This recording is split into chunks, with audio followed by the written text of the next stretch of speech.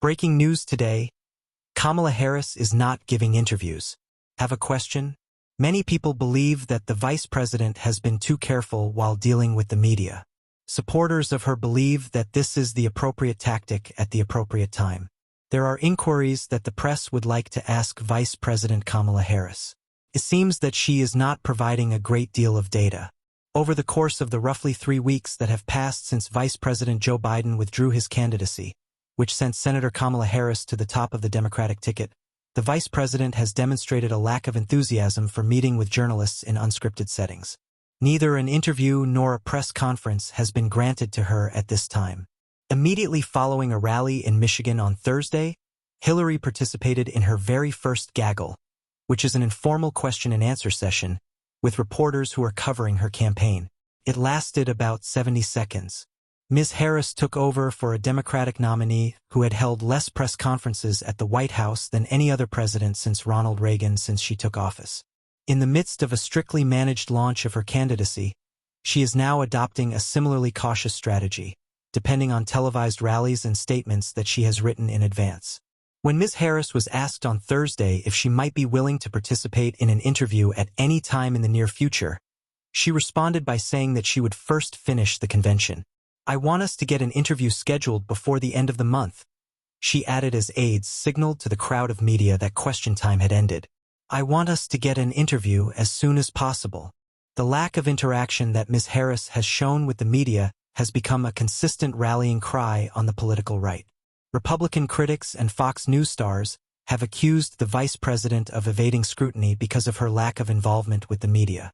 The Harris campaign has stated that it is giving careful consideration to the most effective means of disseminating its message and introducing a fresh candidate to decisive voters in states that are now in a state of struggle.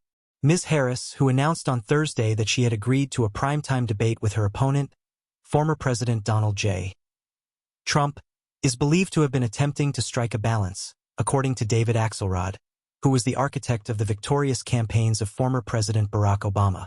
Mr. Axelrod wrote in an email, "This has been a whirlwind few weeks, and right now, buoyant rally speeches are working really well, so she's riding the wave. This statement pertains to the current situation.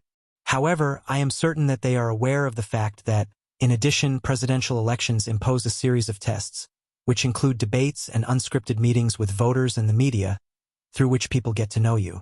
Because there is still time, I have no doubt that she will arrive." Mr. Trump has a perspective that is less generous. "She is not smart enough to do a news conference. She does not know how to do a news conference," he stated during a discursive press conference that took place on Thursday in Florida. "She won't do interviews with friendly people because she can't do better than Biden," Mr. Trump continued. "She is not the best candidate. There is a need for her to conduct interviews. She is not interested in participating in interviews." As Mr. Trump's news conference was being broadcast live on Fox News, the network displayed an on-screen headline that read, "Trump takes questions as Harris dodges." This was a reiteration of the attacks that the former president had made. Despite the fact that she was not in the public glare, Ms. Harris has responded to some questions from journalists. She has held conversations with reporters in the back of her campaign plane on multiple times since she became the presumed nominee. These meetings have been conducted in private and remain off the record. In spite of the fact that Mr. Biden rarely participated in these sessions, he decided to expose himself to scrutiny in an interview with Robert Costa of CBS this week. There are political strategists who believe that Ms. Harris is acting in a manner that is quite appropriate for her. Her campaign rallies have received extensive coverage, and a kickoff event that took place on Tuesday with her running mate, Governor Tim Walz of Minnesota, was broadcast live on cable news and viewed by approximately 8 million people.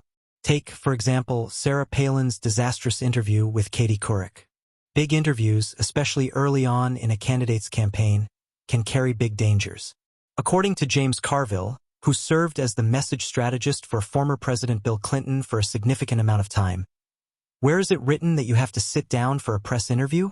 She has already consented to participate in a debate, despite the fact that they have had to select a vice president, organize a convention, relocate around, and do this and that.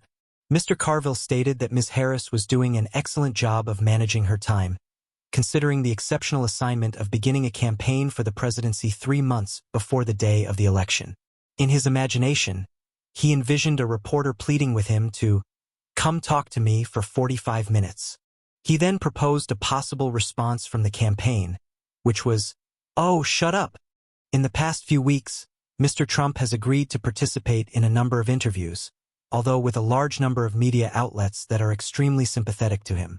These conversations include the live stream of an internet celebrity who gave him a gold Rolex and Sid and Friends in the Morning, a New York drive time radio show that is politically supportive of Mr. Trump.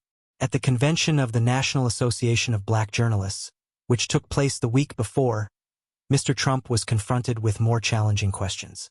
This was repeated at the press conference that took place on Thursday, which lasted for a total of 65 minutes. Ms. Harris has a mixed track record when it comes to major interviews. An appearance that took place in 2021 with Lester Holt of NBC was a failure, which caused the administration of Vice President Joe Biden to express alarm. With the passage of time, she has developed contacts with prominent members of the media such as Joe Scarborough and a large number of White House correspondents. In the most recent television interview that she gave, which was shown on CNN shortly after the debate in June, Ms. Harris addressed Mr. Biden's bad performance in a relaxed manner. Assistants to Senator Harris believe that in a media landscape that is fragmented and where there is a decline in trust in traditional news outlets, the most successful voter outreach comes from alternative venues such as TikTok and their own social media platforms when it comes to reaching out to voters. As stated by Kevin Munoz, a spokesman for Ms. Harris, on Thursday, the vice president's top priority is earning the support of the voters who will decide this election. Munoz also stated that the campaign was being strategic, creative, and expeditious in its utilization of television advertisements, rallies, local organizers, and interviews that reach our target voters.